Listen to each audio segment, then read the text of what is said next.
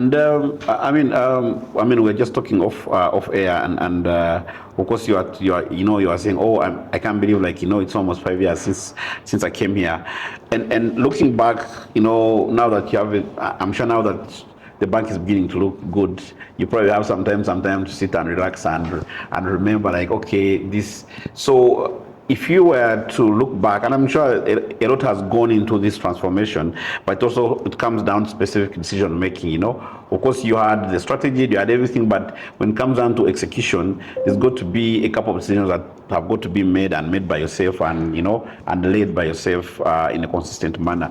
Are you able to pinpoint this transformation to maybe 2-3 decisions that you think as a leader you made and that have gotten you here? Absolutely. So one, like I said, is that I found a bank that had been built on a good foundation, but with lots of potential because of our strength, again, as a group, but also of the fact that we are in a market and an economy that has continued to provide a conducive environment, for growth, especially for our sector. So I think, just like any other business, for me was one, to clearly define how we're going to play in this market, which goes back to our strategy, and who we're going to serve. Where did we want to play and win, not just playing for the sake of playing, because we want to play and play in a bold and competitive way because of our size. I believe, and as a believer, similar to the story of David and Goliath, that there's strength in being small, and a strength as a small outfit here and belonging to a much larger group meant that we are able to actually move faster, and that was again inbuilt into our strategy. So 3, 4 to 5 things that I can quickly speak to for me was clearly defining our strategy. Secondly was, again, strategy without people. Strategy is delivered by people. And I've said this from the beginning, that we're able to actually, step back and say, as we define our strategy, who do we want to drive this strategy with? So we went to the market, and I want to believe that we picked among the best in this market, or the best of the best in this market. At the stage where they were, I think in the last 3 to 5 years, what I see today is that we have also built very solid and professional, bankers that can ably compete in big businesses and big transactions, like you have seen.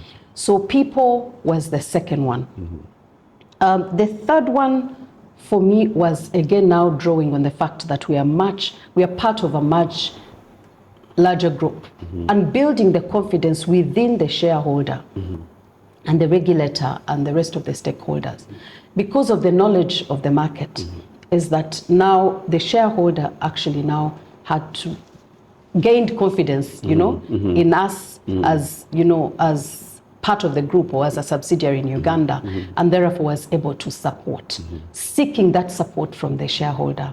I think for me was the third one. Fourth was, as we redefined ourselves through our strategy, it's very important because we serve a customer that is continuously evolving in terms of their needs, in terms of their demands. So was to clearly refresh our propositions. What is it that we're going to give the customer that will keep them with us and will allow them to grow with us? So in terms of what would call customer value propositions, we redefined and refreshed our customer value propositions, which was the fourth one. The fifth one, I can quickly say that was really now bringing our strength to, to play, which again is the investments we've done in the digital platforms.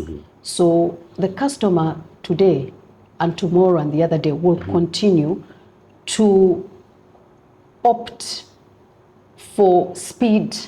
I think it's speed, it's responsiveness and reliability.